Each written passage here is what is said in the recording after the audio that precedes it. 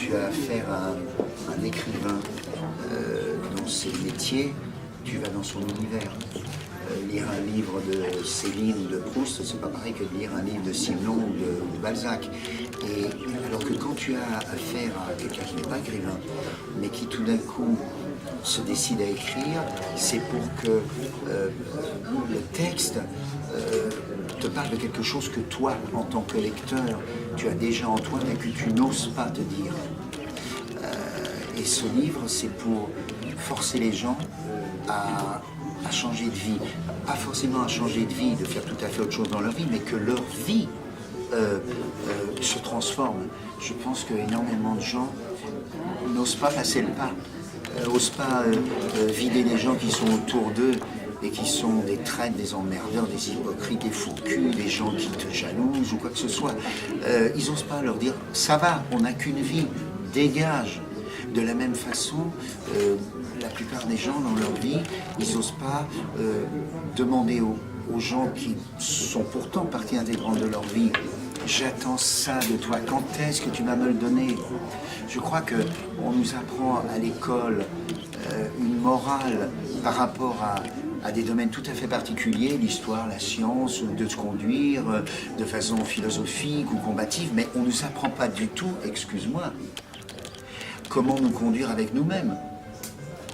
Non mais sérieusement, c'est-à-dire que quand tu prends le cas d'un sportif, les gens en ce moment ont tous le besoin de se dire finalement, si je ne m'occupe pas de mon corps, je vais crever à 50 ans ou à 60 ans. Énormément de gens de 50 ans, de 60 ans, comme de 10 ou de 20, forment leur corps.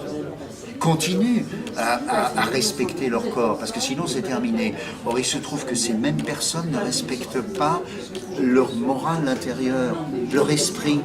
C'est-à-dire qu'ils l'usent à faire leur métier, ils l'usent à recevoir ce que la vie leur donne, mais il n'y a pas une seule seconde où ils font leur coaching personnel et moral.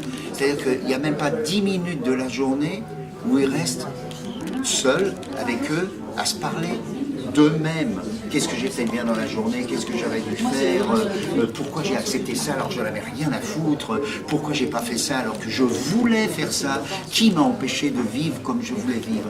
Et ce livre, c'est juste un coaching, si tu veux, de l'esprit pour que les gens osent dire non.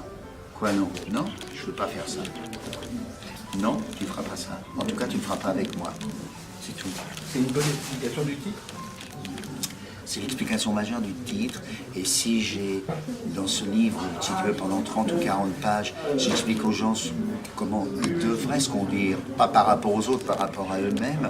À un moment, je parle de Molière, parce que je ne voulais pas parler de moi en disant, ben moi, voilà, ça aurait été, attends, pour qui ils se pensent qu'on l'a... Non, je voulais que les gens se disent, ah bon, ce type-là, Molière, parce que c'est Molière quand même, ça va, il y a un moment, ça va, quoi. Ça veut dire que des millions de gens qui sont... Il y a 18 millions de personnes qui sont touchées par l'éducation nationale, et combien il y en a qui ont vu des pièces de Molière, tiens, cette année dans les jeunes? Combien il y en a qui ont vraiment lu 3 pièces de Molière dans l'année?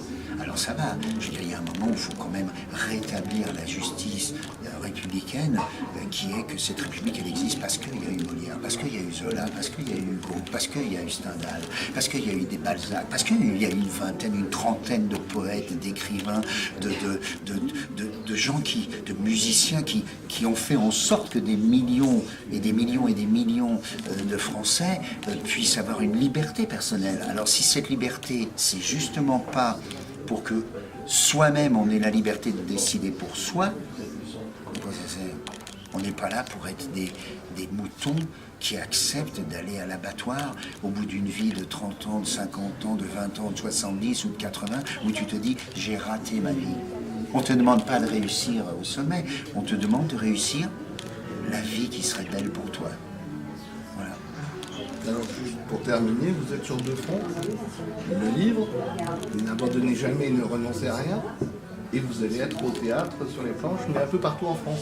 Un peu partout en France, avec Régis Laspalès, dans la pièce qui a été un gros succès à Paris l'année dernière, qui est une pièce qui, l'année dernière, était centrée sur à droite à gauche, c'est-à-dire les élections présidentielles, t'es de gauche ou t'es de droite. Et là, Ruquier a réadapté la pièce par rapport à ce qui se passe avec Macron et notre époque. Donc il ne s'agit plus de François Hollande et d'élection présidentielle ni de Sarkozy, il s'agit de Macron et de Mélenchon et de la France. Merci beaucoup. Merci.